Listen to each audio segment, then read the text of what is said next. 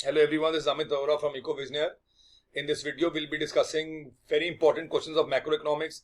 You cannot afford to leave these questions. अगर आप board की तैयारी कर रहे हैं तो आपको ये क्वेश्चंस नहीं छोड़ने हैं. मतलब ये टॉपिक्स आप करके ही जाएंगे. साथ में मैंने कुछ आपके साथ इस वीडियो में शेयर किए हैं पिछले 5 साल के कुछ क्वेश्चंस जो जिस फॉर्म में वो क्वेश्चंस आते हैं. एंड इस वीडियो में we have macroeconomics theory part. In the next video, I'll be making the practical. That means I'll be making the numerical part also. So we'll start with first unit जो इसमें हमारा macro में है, that is national income. मैंने जब observe किया कि ये 4 टॉपिक्स बार बार, everybody knows that numerical 3-4 marker, पहले 6 मार्कर बहुत आ रहा था, 3 to 4 मार्क न्यूमेरिकल बहुत आ रहा है, वो आता ही आता है हमारे नेशनल इनकम में, income expenditure and output method. इधर मैं थ्योरी की बात करूंगा, मैं न्यूमेरिकल वाले वीडियो में जरूर आपसे कि कैसे टाइप के न्यूमेरिकल्स आ रहे हैं आपसे बात करूंगा. So you can just see these topics. You have to prepare classify questions on intermediate, final, transfers and factors and also stock and flow. और सबसे मोस्ट इंपॉर्टेंट अगर बात करें तो डोमेस्टिक और नेशनल इनकम में treatment of various services and various expenditures, तो वो भी बहुत बार पेपर में आया. I have those questions also of board जो आता है पेपर में. Then sure short question is on GDP and welfare या फिर जीएनपी एंड वेलफेयर, और ज्यादातर इसमें यही पूछते हैं कि जीएनपी एंड वेलफेयर क्या कनेक्टेड है आपस में, क्या इस स्टेप के गवर्नमेंट के ये स्टेप लेने से जीडीपी बढ़ी है तो वेलफेयर का क्या हुआ है, क्या जीडीपी बढ़ना हमेशा वेलफेयर का बढ़ना होता है. तो ये क्वेश्चन बहुत आता है. Then real versus nominal income which is a better indicator, GDP at current prices और national income at current prices और national income at constant prices. So these are some few topics जो you can not afford to leave. तो इसको ठीक से prepare करना. और ये देखिए, ये क्वेश्चंस आपके पेपर में आए हुए हैं. मैं आपके लिए पढ़ता हूं और बाकी अगर आपको डाउट हो तो you can put this in the comment section. और जो एंड में फोन नंबर दिया है हमारा पर्सनल इकोविजनर का, आप उस पर कोई डाउट है तो डाल सकते हैं. तो जैसे पहला, अच्छा एक चीज मैं यहाँ जरूर बोलूंगा, इस टाइप के क्वेश्चन में आपको ध्यान से पढ़ना है. What are they asking for? Are they asking for domestic product or they asking for national income? Because they too have different rules to be followed. If it comes to domestic product, we look to the domestic territory. हम legal income तो देखते ही हैं, पर हम साथ में क्या देखते हैं, डोमेस्टिक टेरिटरी. तो जैसे profits earned bye foreign companies in India, although it's Pepsi or Samsung or whatever, but they are earning in the domestic territory of India, so it is a part of domestic income of India. Of course, when the money goes out, it's a factor income to abroad, so that becomes national income of say South Korea or say America. तो आपको domestic income में देखना है किसकी territory है. जिसकी territory है और कोई लीगल इनकम है तो वो उसी कंट्री की डोमेस्टिक इनकम पार्ट है. और आपका थर्ड क्वेश्चन देखिए स्क्रीन पे, that talks about national income. So इसको आपने देखना है from normal resident point of view. So normal resident जहां का है उसकी national income. So here we have wheat grown and rent free house. ये दोनों नेशनल इनकम में ऐड होते हैं, प्रोडक्टिव एक्टिविटीज है और एक कंपनसेशन ऑफ एम्प्लॉइज का पार्ट है. तो ये कुछ क्वेश्चंस हमारे बोर्ड में आए थे. Salt is always an intermediate good, ये भी क्लासिफाई क्वेश्चन है. You will not agree to this. Salt when used by a restaurant becomes intermediate and used by a household. Similarly, car is always a final good. No, when car is purchased by a dealer for resale, it becomes intermediate. तो ये आप ऐसे दीजिए. और सामने आपके पास final और इंटरमीडिएट गुड का क्लासिफिकेशन क्वेश्चन है. You can pause the video और देख के आप कर सकते हैं. जैसे मैं I have 2 example. Bus purchase by school is final long term use, and purchase of sugar by Haldiram, वो स्वीट्स बनाने में यूज अप हो जाती है, it's an intermediate good. So these are board questions. As I told you before also, they will be giving you questions on GNP and welfare. तो सबसे important topic है externalities, जो good और bad effect है. तो GDP तो बढ़ रही है, पर एक्सटर्नैलिटीज की वजह से जीडीपी या तो ओवर एस्टिमेटेड है या फिर अंडर एस्टिमेटेड है when it comes to welfare. So आप इसको रीड कर सकते हैं. Again you have any doubt you can just put in the comment section. ये बहुत सारे क्वेश्चन आए हैं इसके ऊपर.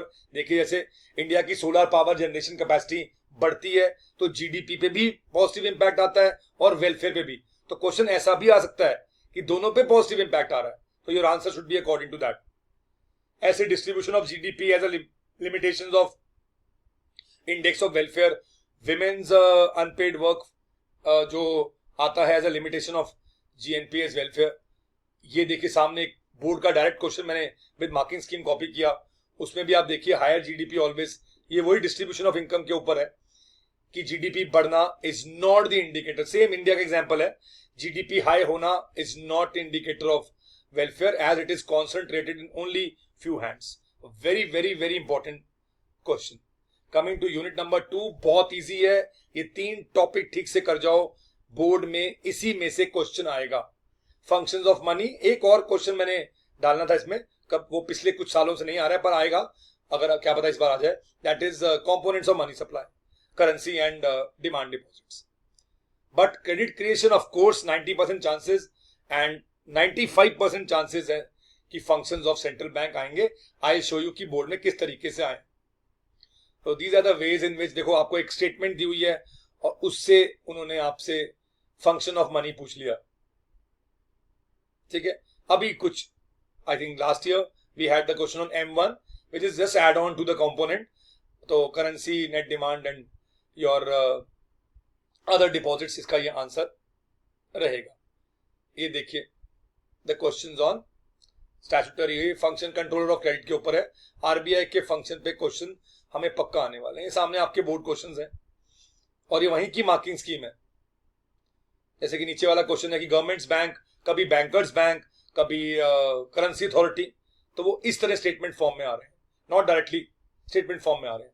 Just go through wherever you have doubts, I am telling again and again to you. आप जो लास्ट में नंबर दिए, फोन नंबर, या तो उस पर एक मैसेज कर दीजिए और या फिर आप कमेंट में ही अपना डाउट लिख दीजिए, मैं उसका रिप्लाई जरूर देंगे आपको। These are small numericals, I would have shown you to, मैं दूसरे वीडियो में दिखाता आपको, पर ये भी पेपर में आए हुए हैं। Simple numerical question on credit creation, और कई बार न्यूमेरिकल के साथ साथ उसे एक्सप्लेन करने working of this credit creation is also asked. So these are some questions and just see, इसमें भी मनी के फंक्शन की बात की हुई है, which function of money. So these are also 2 board questions, आप देखिए आरबीआई के फंक्शंस के ऊपर है। सो अगेन मॉनेटरी अथॉरिटी कैसे बिहेव करेगी हाई इन्फ्लेशन में, वो सारे रेपो रेट, सीआरआर, इसमें आप कुछ भी लिख सकते हैं। So all these have to be increased. So these are some question which are asked indirectly. Topic वही है, controller of money supply, the functions of central bank, it has come in this way. ये सब board के questions हैं। Coming to unit 3, तो students very very important, I think the maximum marks इसी unit के हैं 12 marks. So lot of times the question has come on this adjustment mechanism, AD/AS का equilibrium और S और I का दोनों सेम है, इनके equilibrium पे क्वेश्चन आया है और इनका impact on output, employment and income पूछा गया है। Derivation of saving curve, you can't afford to leave, excess demand, ये 100% chances of coming। Third point जो है वो 100% चांस है कि ये टॉपिक आना ही आना है। इज इट इन्फ्लेशनरी गैप और डिफ्लेशनरी गैप, और वो कैसे हम उसे कंट्रोल करेंगे, तो ये आना है।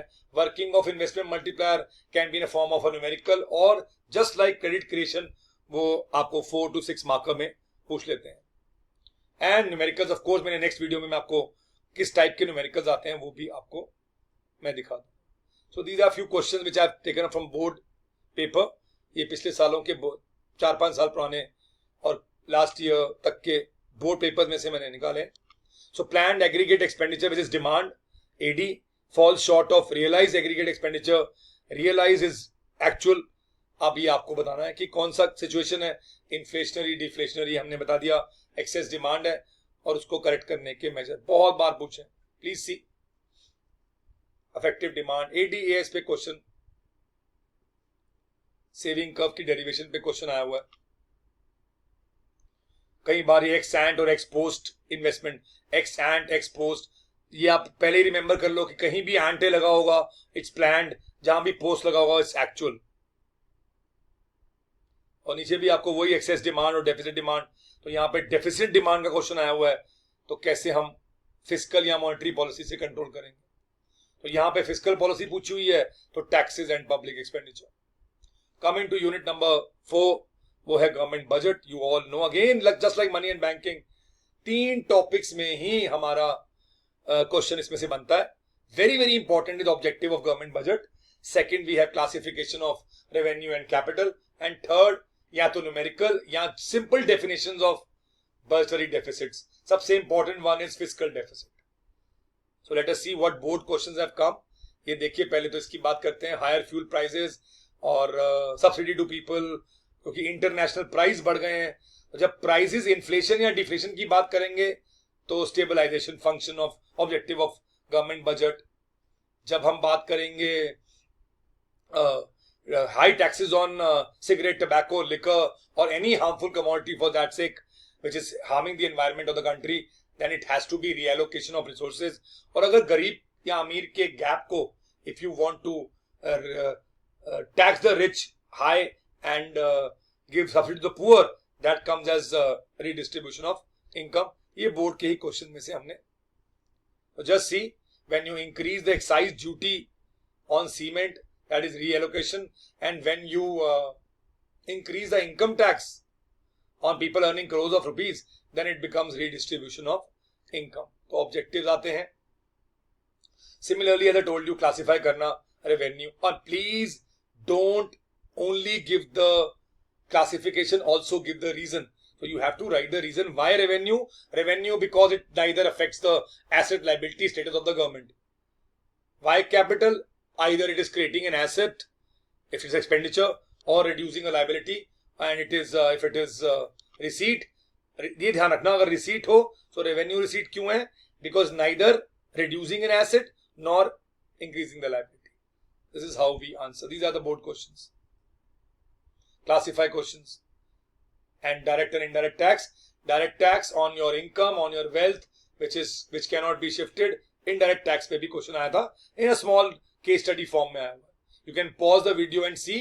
Again, if you have any doubt, you can just write in the comment section. These are all classification questions which have come in boards. And objectives also. Objectives mainly 4 ध्यान रखना आप लोग. Economic growth, stabilization, reallocation and redistribution. Coming to the last unit, again a very easy unit. ये 3 topic बार बार repeat हो रहे हैं. Depreciation और appreciation of domestic currency, और उसका क्या इम्पैक्ट पड़ेगा इंडियन इकोनॉमी पे किसी भी कंडीशन का, सिचुएशन का, और फिर क्लासिफाई करना करंट एंड कैपिटल, उसकी ट्रीटमेंट कैसी होगी. तो ये क्वेश्चन, एंड एनी फॉर्म में ऑटोनॉमस और एकोमोडेटिंग आइटम्स. सो रुपी फॉल, अभी भी बहुत करंट न्यूज में भी यही हो रहा है. Rupees falling, how should RBI interfere, what is disequilibrium. आप देखिए सब अकाउंट में कैसे. तो आई टोल्ड यू, या तो ट्रीटमेंट कैसे होगी उनकी, ठीक है. एसेट लाइबिलिटी वाला केस होगा तो आप कहां डालेंगे? कैपिटल अकाउंट में, otherwise you will put it in current account. और डेप्रीसिएशन कैसे अफेक्ट करती है, या कैसे कंट्री की करेंसी डेप्रीशिएट होती है. जब भी we have to pay more dollars or the dollars outflow ज्यादा होता है तो इंडियन करेंसी डेप्रिशिएट होती है. Like right now the oil prices are going up, so Indian rupee is falling 92.33. So this is the way. And एक और चीज पूछते हैं कि इंडियन करेंसी डेप्रिशिएट होने से क्या फायदा होता है. ऑफ कोर्स एक्सपोर्ट्स बढ़ जाते हैं, फॉरेन डायरेक्ट इन्वेस्टमेंट बढ़ जाती है. तो ये बहुत पूछते हैं. So impact, always they ask impact, and what is the likely result of the situation. FIIs पैसा ले जा रहे हैं इंडिया से. FIIs क्या होते हैं, FDI क्या होता है? They have asked this in previous board papers. So all these case studies on BOP, FER. So current account treatment कैसे होती है, डेबिट साइड, क्रेडिट साइड. एक क्वेश्चन और आता है, काफी आ रहा है, trade surplus, trade deficit, current account surplus, current account deficit. तो ये भी आपको करके जाने हैं. You have to see, pause the video wherever possible. आप उसे पॉज करके जब समझ ना आए आप कमेंट कीजिए, और या फिर इस नंबर पे 9220727795 हमें आप वहां पे डाउट डाल सकते हैं अपना. Please download our Ecovisioner app for other question papers and also follow us on Instagram. So I will be back with the second video on numericals expected in macroeconomics. फिर मैं इंडियन इकोनॉमी के ऊपर आपको फटाफट, Indian economy पे तो we have to give you only the important topics. So all the best for your board exams. I'll be back with the second video. Thank you very much.